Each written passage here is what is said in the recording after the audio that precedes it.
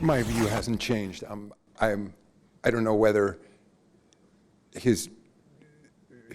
he requested a trade or demanded one, frankly.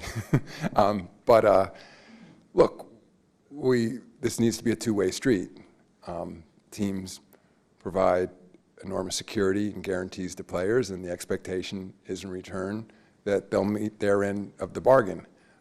I'm realistic that there's always conversations that are going to go on behind closed doors between players and their representatives on teams, but we don't like to see players requesting trades, and we don't like to see it playing out the way it is. Well, there's a lot of conversations going on behind closed doors, especially with this situation. Now, Courtney, what leverage does KD have here to force a trade?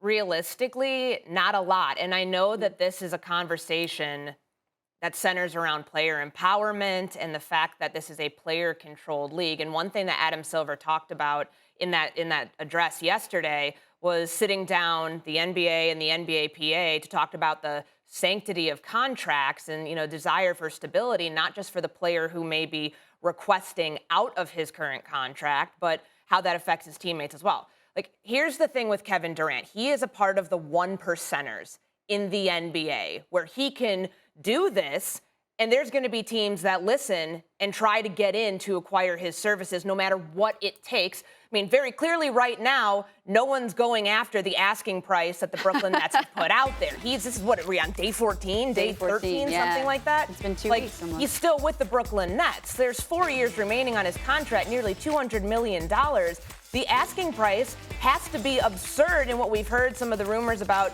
the Brooklyn Nets turning down some offers that they've gotten. Unless they are able to get exactly what they want in return for offloading a player who has 4 years of a commitment left to this team, he's going to be a Brooklyn Net this season. Now, you have to ask yourselves, is he planning to play for them this season if he ends up having to stay in Brooklyn? I think that's an entirely different conversation. But I just think that maybe some of this is a little overblown from Adam Silver, too. This is not going to create a domino effect with players all of a sudden just asking out of their deals. Someone like Royce O'Neal cannot just be trade me, after getting traded, and for a number of different reasons on that front. But I just feel like the Kevin Durant, he's kind of almost in his own silo here with how he requested this and his own leverage as a player. Obviously, he's, a generational talent. Nobody touches him on that level, but again, the organization, you can test your leverage as a player and do this, but they still hold your rights in your contract, and you're going to be playing for them if they can't move you.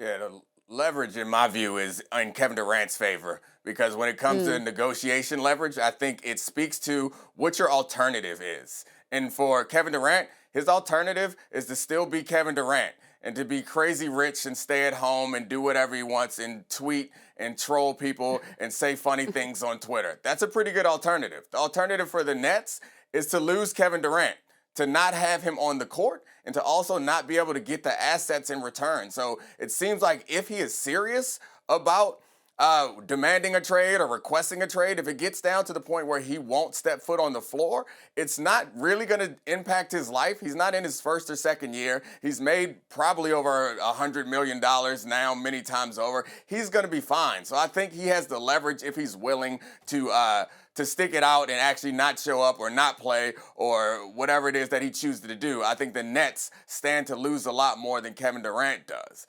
But as it pertains to Adam Silver generally talking about the security that they provide for the players should ensure that the players stay in the cities where they signed a contract. The problem I have with that is their salaries are artificially repressed or depressed. They have a max contract and they have kind of a soft salary cap that forces players like Kevin Durant to play under their market value. When you force them to play under the market value, they're going to take the rest of that value and power. And that's what it boils down to. If you have a problem with the way that the system is working out, you have a problem with players like Kevin Durant forcing their way out, I promise you, if you remove the salary cap, you'll have a lot more leverage over those players because you will be paying them a lot more money and closer to their value. If you don't want to do that, be quiet. Simple as that to me. Look, I don't know what type of leverage he has unless he is ready to just go full all out. If he's ready to what Dominic is saying. In the end, yes, he has a contract that sits close to $200 million over the next 4 years.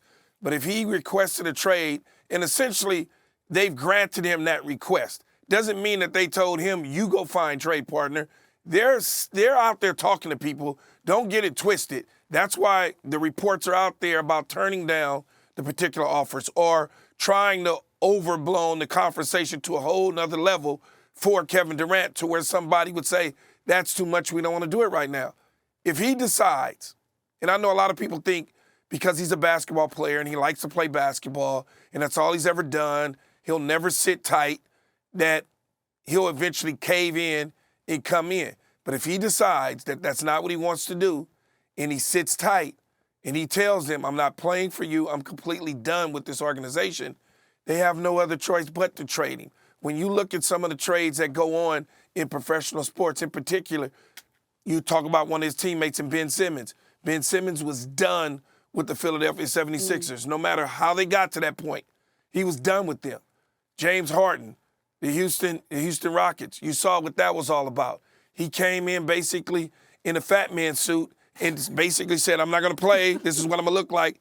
Then he goes to the Brooklyn Nets and takes the fat man suit off, and he looks like James Harden, the all-star. You go to AD in the New Orleans Pelicans when he made the decision that I don't want to be here. That's all, folks.